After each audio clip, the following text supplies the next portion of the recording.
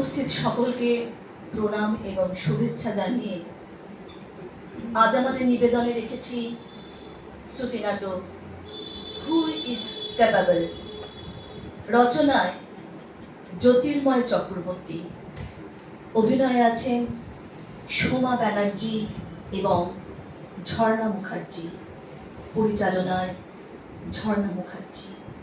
শ্রুতি নাটক who is capable.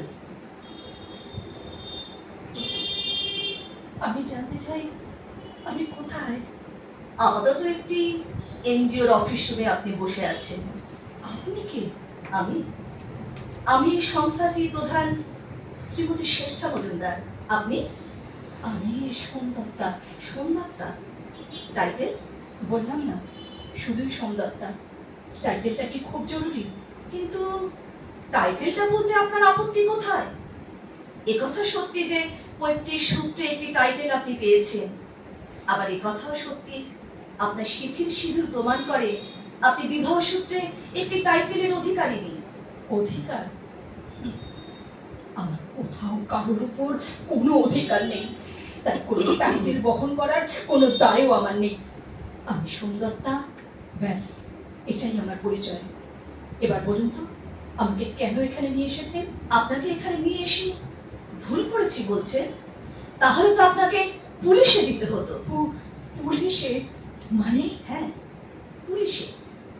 আপনি যে কাজটা করতে যাচ্ছিলেন তাতে যদি আপনি সফল হতেন তাহলে আপনি ধরাছোঁয়ার বাইরে চলে যেতেন, কিন্তু আপনি যখন সফল হননি তখন এই অন্যায় কাজের জন্য আপনাকে তো পুলিশে দেওয়াই উচিত ছিল।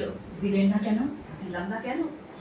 দিলাম না এই জন্য কারণ জানার খুব কৌতূহল হলো, বুঝলেন, যে আপনি কেন এই অন্যায়টা করতে যাচ্ছিলেন।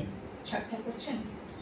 আসলে আমি আপনার কাছে সফল হতে পারিনি, তাই এখানে অনেক ঠাট্টা, বিদ্রুপ, ভৎসনা এগুলি আমার প্রাপ্তি হবে। কেন করতে পারলাম না? কেন ধরা পড়ে গেলাম? এখন করোনা নিয়ে বেঁচে থাকতে হবে। আক্ষেপ হচ্ছে? বলছি আক্ষেপ হচ্ছে?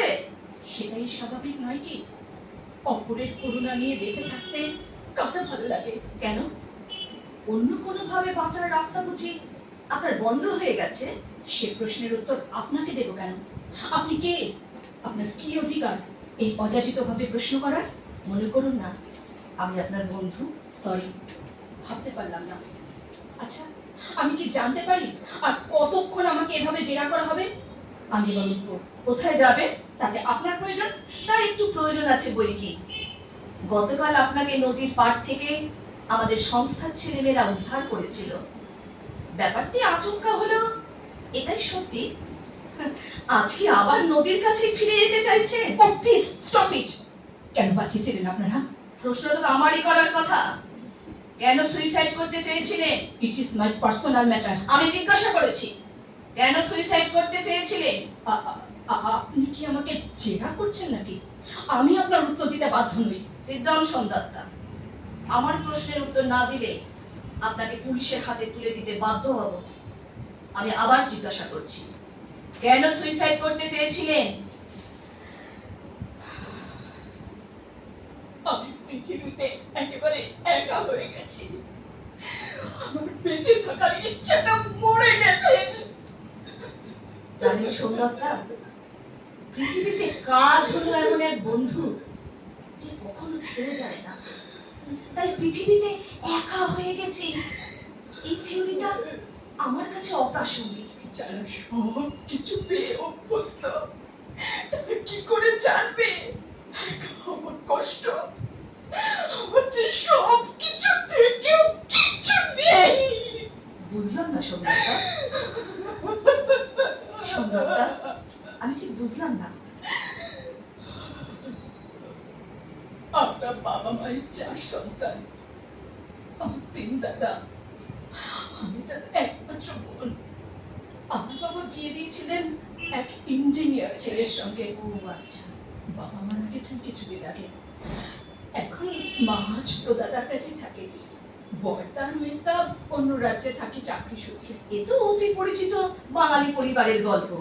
আপনার কাছে যা অতি পরিচিত গল্প মনে হচ্ছে, আমার কাছে বিয়ের পর থেকেই আস্তে আস্তে সব কিছু অপরিচিত লাগতে থাকে। আমার স্বামীরা দুই ভাই, আমার স্বামী ছোট। আমার ভাসুর চাকরি সূত্রে বাইরে থাকেন, তার স্ত্রী আমাদের সঙ্গেই থাকেন।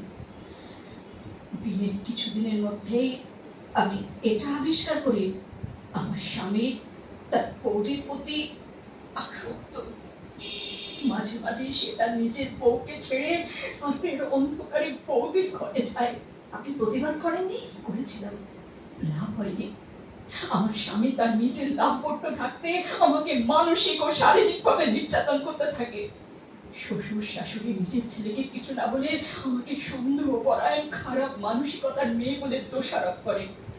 আমি ভাসুরকে জানাই, সেও বিশ্বাস করে না। আমি ছুটে যাই বাপের বাড়িতে, মাকে দাদাকে লজ্জার মাথাকে আমার সন্দেহের কথা। তারা কি বললে? দাদা বলল আমার নাকি স্বভাবটাই এরকম, আমি খামোকা সন্দেহ করছি। আর মা আমাকে বাপের বাড়িতে এসে থাকতে বলেছিল কিছুদিন, কিন্তু দাদা পরিষ্কার জানিয়ে দেয় বিয়ের পর বোনের এ বাড়িতে ঠাঁই হবে না। আমি কোথায় যাব বলুন তো, কার কাছে যাব? আমি তো পারবো না আমার চোখের সামনে আমার স্বামীর দাম্পত্য দেখার পরও তার সঙ্গে ঘর করতে। সুন্দরতা, পৃথিবীতে কাজই হলো এমন বন্ধু যে কখনো বিট্রে করে না। আর আপনি তার দিকে যতটা হাত বাড়াবেন, সেও ঠিক ততটাই হাত আপনার দিকে বাড়াবে। কাজ? কি দেবে আমাকে কাজ? কি যোগ্যতা আছে আমার? আপনি কি চেষ্টা করে দেখেছেন? মানুষ নিজেই জানে না তার ঠিক কি যোগ্যতা। মানুষ দোষারোপ করে,